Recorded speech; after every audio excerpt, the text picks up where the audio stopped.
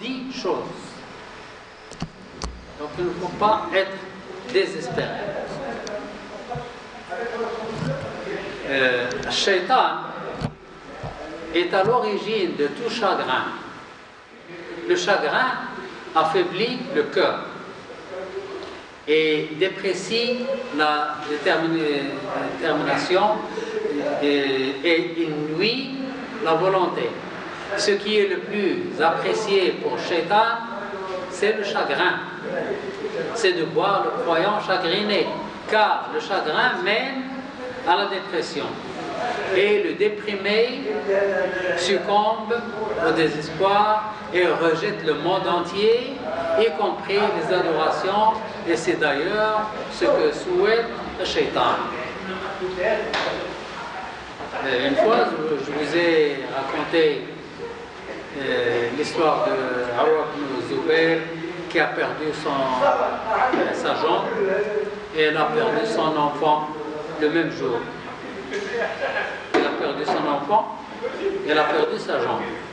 Elle se fait couper la jambe et elle a perdu son enfant. Un cheval lui a frappé au cœur et il est mort. Et les gens sont venus chez Urwa et ils ne savaient quoi dire. Et lui dit, pourquoi vous êtes silencieux, pourquoi vous êtes si triste? Moi je ne suis pas triste, je suis heureux. Allah m'a donné 6 enfants, il a pris un et il m'a laissé 5. Il m'a donné 4 membres, il a pris un et il m'a laissé 3. Ce qu'il m'a laissé est plus que ce qu'il a pris. Je suis content moi. Et les gens étaient étonnés d'entendre ces mots.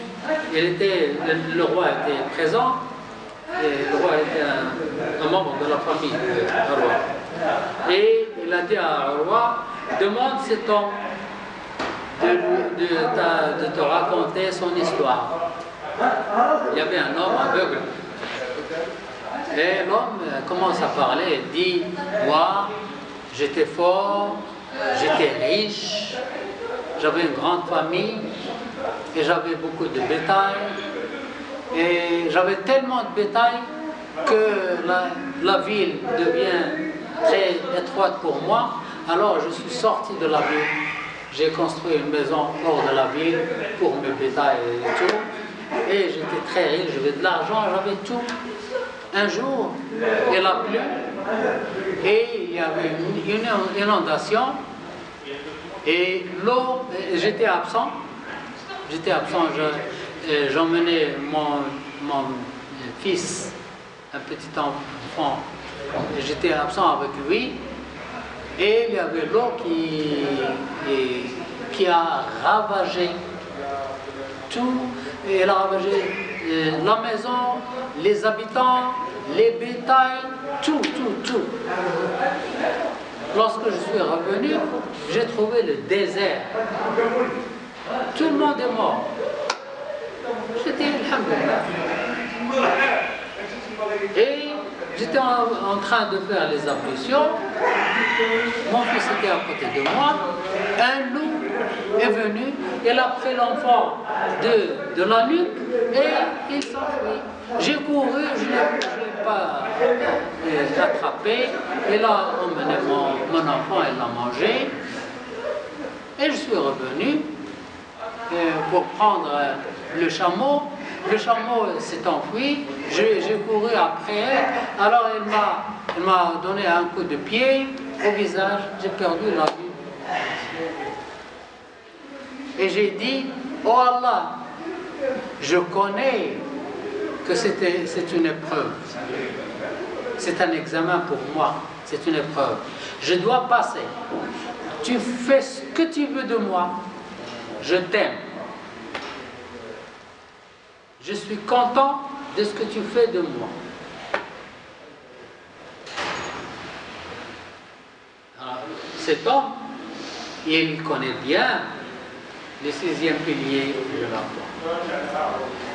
Il accepte tout ce qui lui arrive.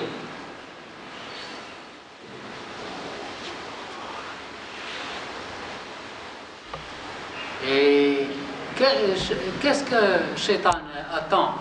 Shaitan attend que cet homme dit, oh Dieu, il n'y a personne que moi. Tu ne vois personne que moi. Pourquoi tout cela m'arrive? Et il commence à insulter Allah. C'est ça, Shaitan, ce qu'il espère. Mais cet homme est savant.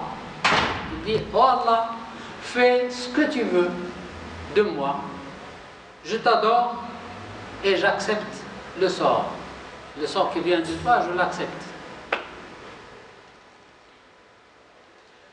Chers frères, réjouissez-vous, soyez contents parce que vous connaissez Allah. Si on connaît Allah, il faut être content. Et vous lui obéissez, soyez optimistes, pensez du bien à Allah, ayez confiance en lui, consacrez-vous à Allah et vous allez trouver le bonheur. Si vous connaissez Allah, si vous obéissez à Allah, si vous êtes content d'Allah, vous allez trouver le bonheur. Et c'est la fin. Chers frères, ne gâchez pas votre joie à cause des soucis. Ne gâtez pas vos esprits par le pessimisme et ne gâtez pas l'optimisme des autres en les frustrant.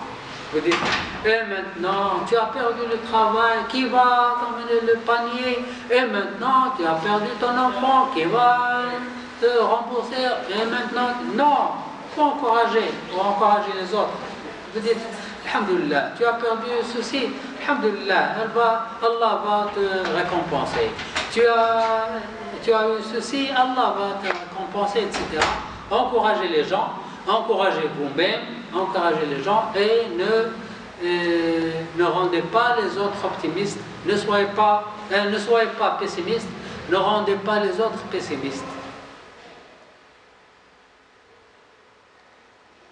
Allah vous a donné des choses sans l'exiger, sans demander.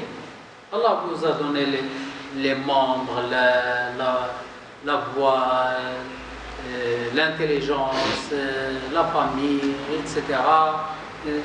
Il ne refusera pas une chose. Allah vous a donné des choses sans lui demander.